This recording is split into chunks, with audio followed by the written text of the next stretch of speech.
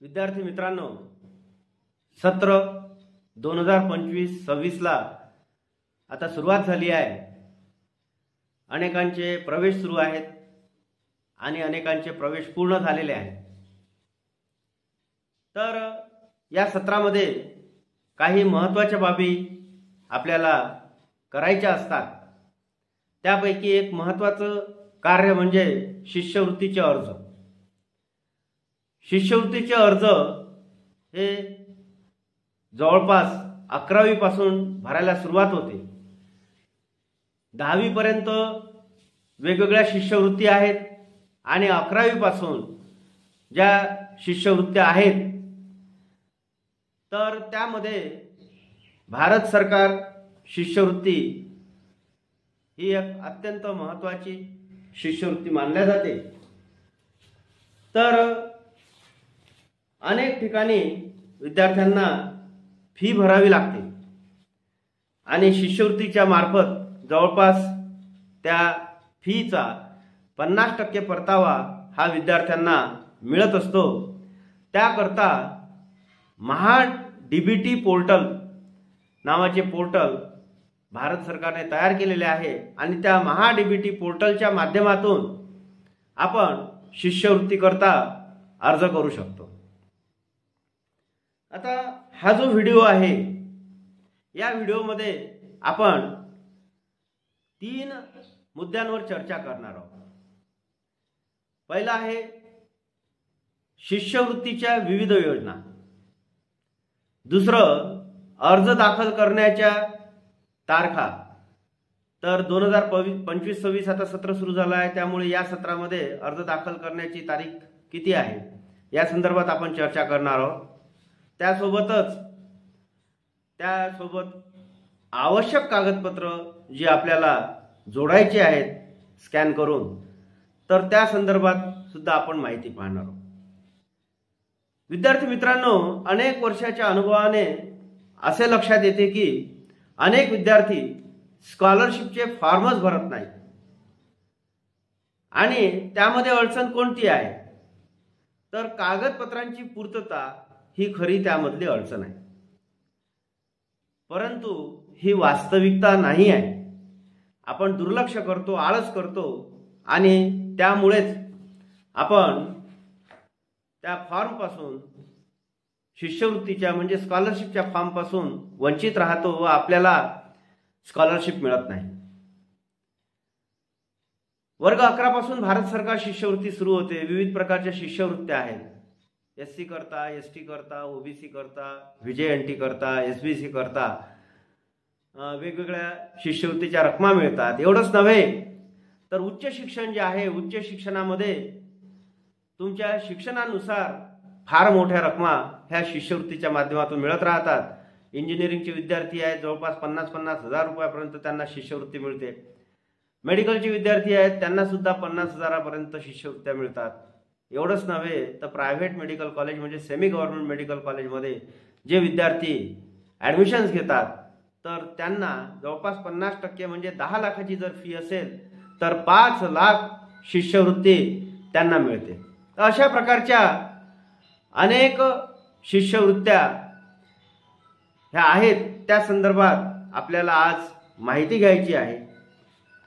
आणि म्हणून हे जे चॅनल आहे या चॅनलला आपल्याला सबस्क्राईब करायचं आहे, कारण मी वेगवेगळ्या प्रकारचे व्हिडिओज आतापर्यंत अपलोड केले आहेत। 11वीच्या ॲडमिशन्सच्या संदर्भात सुद्धा व्हिडिओज अपलोड केलेले आहेत, परंतु अनेकांनी ते व्हिडिओज बघितले, अनेकांनी सबस्क्राईब केलं, पण अनेकांनी सबस्क्राईब न करता व्हिडिओ पाहून घेतला आणि चॅनल सोडून दिलं।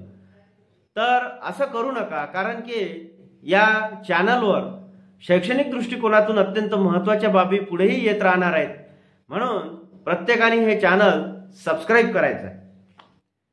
तर मी तुम्हाला सांगितलंच की महा डीबीटी पोर्टलच्या माध्यमातून विविध स्कॉलरशिपच्या योजना भारत सरकार राबवत असते। सामाजिक न्याय व विशेष सहाय्य विभागामार्फत अनुसूचित जाती, अनुसूचित जमाती, इतर मागासवर्ग, विमुक्त जाती, भटक्या जमाती, विशेष मागासवर्ग म्हणजे SBC याकरता वेगवेगळ्या योजना महाडीबीटी पोर्टलच्या माध्यमातून राबविण्यात येतात। आता यामध्ये कोणकोणत्या योजना आहेत त्याविषयी आपण प्रथमतः माहिती बघणार आहोत। तर पहिली योजना आहे भारत सरकार मॅट्रिकोत्तर शिष्यवृत्ती योजना, यामध्ये पुष्कळशे विद्यार्थी येतात। दुसरी योजना मॅट्रिकोत्तर शिक्षण फी परीक्षा फी प्रदाने। तिसरी योजना राजर्षी छत्रपती शाहू महाराज गुणवत्ता शिष्यवृत्ती। चौथी योजना व्यावसायिक पाठ्यक्रमांशी संलग्न असलेल्या वसतिगृहातील विद्यार्थ्यांना विद्यावेतन। आणि पाचवी योजना आहे व्यवसाय प्रशिक्षण शुल्क प्रतिपूर्ती योजना। तर अशा प्रकारच्या वेगवेगळ्या योजना ह्या महाडीबीटी पोर्टल मार्फत राबवल्या जातात। तर त्याकरता अर्ज भरण्याच्या तारखा ज्या आहेत तर त्या तारखांसंदर्भात आपण चर्चा करणार आहोत। आता जे सत्र सुरू झालेलं आहे 2025-26, तर या सत्रामध्ये नवीन अर्ज करण्याची सुरुवात 30 जून 2025 पासून झालेली आहे। ज्यांनी मागच्या सत्रामध्ये म्हणजे 2024-25 मध्ये अर्ज दाखल केले नाहीत त्यांना नवीन अर्ज दाखल करता येतील, किंवा ज्यांना नूतनीकरण करायचं आहे तर त्यांना नूतनीकरण सुद्धा 31 जुलै 2025 हे महत्त्वाचं आहे। सर्वांनी लक्षात घ्यायचं की 31 जुलै 2025 पर्यंत मागील वर्षीचे मागील सत्रातील म्हणजे 2024-25 मधील अर्ज, नवीनही अर्ज किंवा नूतनीकरणाचे अर्ज दाखल करता येतील। त्यानंतर 2023-24 या सत्रामधील जे अर्ज केलेले आहेत परंतु त्यामध्ये त्रुटी राहिलेली आहे, तर ती त्रुटी पूर्तता करण्याची सुद्धा तारीख आलेली आहे, ती सुद्धा 31 जुलै 2025 ही आहे। म्हणजे 31 जुलै 2025 ही तारीख अत्यंत महत्त्वाची आहे, कारण त्या अगोदर आपण मागील वर्षाचे अर्ज दाखल करू शकतो, नवीन अर्ज दाखल करू शकतो किंवा अर्जांचं नूतनीकरण सुद्धा करू शकतो। त्यासोबतच 23-24 पासूनचे जे अर्ज आहेत त्या अर्जांची त्रुटी पूर्तता सुद्धा आपण 31 जुलै 2025 पर्यंत करू शकतो। तर ह्या तारखा सर्वांनी लक्षात ठेवायच्या आहेत। त्यानंतर अर्ज करत असताना सर्वसामान्यतः कोणती कागदपत्र आवश्यक आहेत, कारण कागदपत्रांमुळेच शिष्यवृत्तीचे अर्ज केल्या जात नाही आणि म्हणून यापैकी जी अनेक कागदपत्र आहेत तर ती आपल्याजवळ आजच तयार आहेत आणि काही नव्याने आपल्याला करायची आहेत।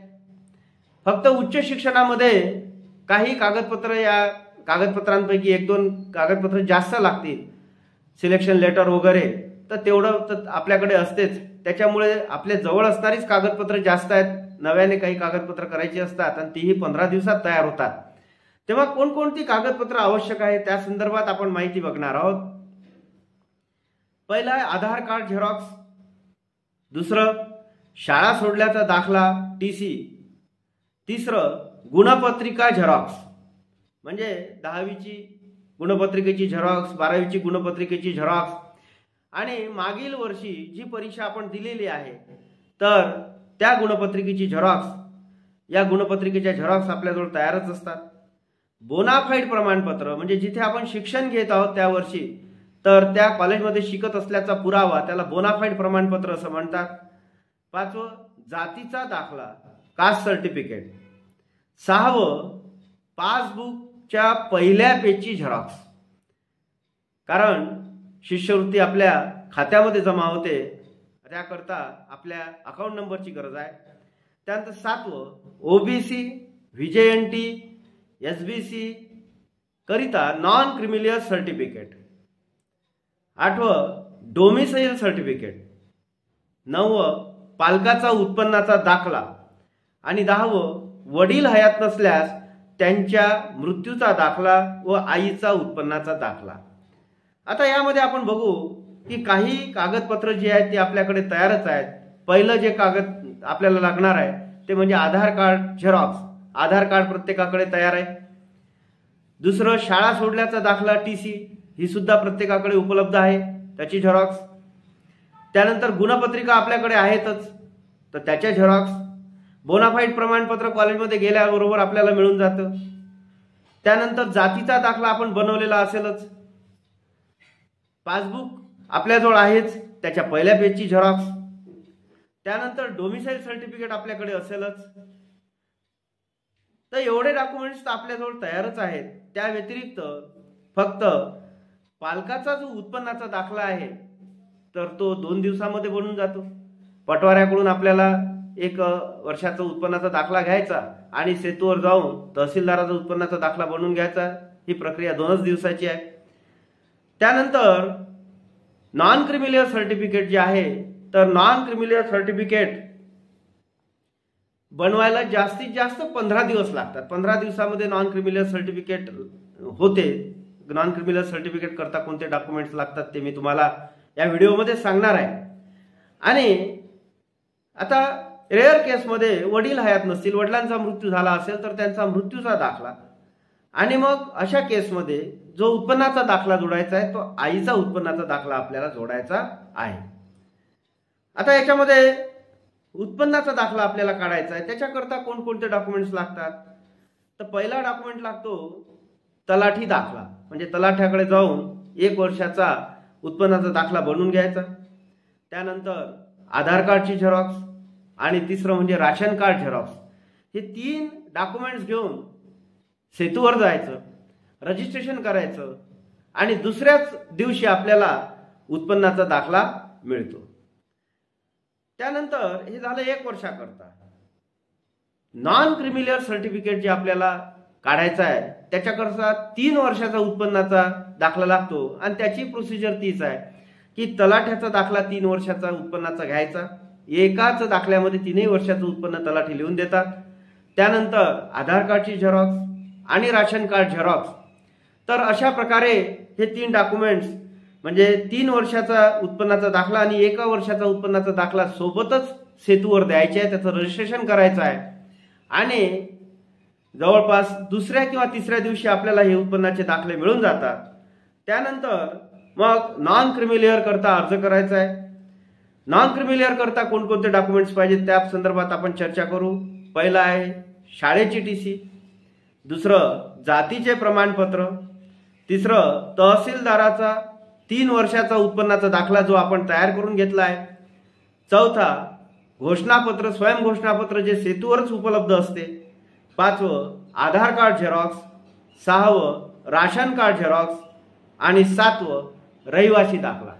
तर अशा प्रकारे हे जे डॉक्युमेंट्स आहेत त्यापैकी शाळेची TC आपल्याजवळ तयार आहे, जातीचं प्रमाणपत्र आपल्याकडे तयारच असते, स्वयं घोषणापत्र आपल्याला सेतूवर मिळून जातं, आधार कार्डाची झेरॉक्स आपल्याजवळ तयार आहे, राशन कार्ड आपल्याजवळ तयार आहे, त्याची एक झेरॉक्स लावायची आणि रहिवासी दाखला ग्रामपंचायतचा किंवा नगरपालिकेचा, महानगरपालिकेचा जो रहिवासी दाखला आहे तो सोबत जोडायचा आहे. तेही एकाच दिवसात मिळून जातं. आणि तहसीलदाराचा 3 वर्षाचा उत्पन्नाचा दाखला आपल्याला 2 दिवसात मिळून जातो. तर अशा प्रकारे हे सगळे डॉक्युमेंट्स आपण सेतूवर रजिस्टर्ड केले की आपल्याला 15 दिवसामध्ये नॉन क्रिमिलियर सर्टिफिकेट मिळून जाते. तर हे सर्व काम जे आहे हे सर्व काम फक्त 15 दिवसाचं आहे आणि एक एक करून जर आपण डॉक्युमेंट्स कलेक्ट केले तरी 1 महिन्यामध्ये ही संपूर्ण प्रोसिजर होऊन जाते.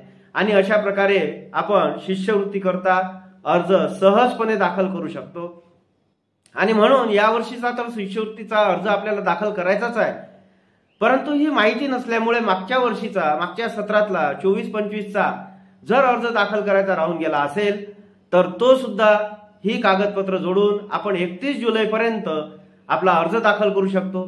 एखाद्याने अगोदरच्या वर्षी स्कॉलरशिप घेतली आहे पण मागच्या वर्षी घेतलेली नाही तर त्याला नूतनीकरण करण्याची गरज असते. तर ती नूतनीकरणाची संधी सुद्धा 31 जुलै 2025 पर्यंत उपलब्ध करून दिलेली आहे. या सुवर्ण संधीचा सर्व विद्यार्थ्यांनी फायदा घ्यावा, पालकांनी सुद्धा यात थोडंसं लक्ष घालावं आणि डॉक्युमेंट्स पूर्ण करून घ्यावेत आणि शिष्यवृत्तीचा लाभ घ्यावा अशी एक महत्त्वाची आणि कळकळीची विनंती आपणा सर्वांना करतो.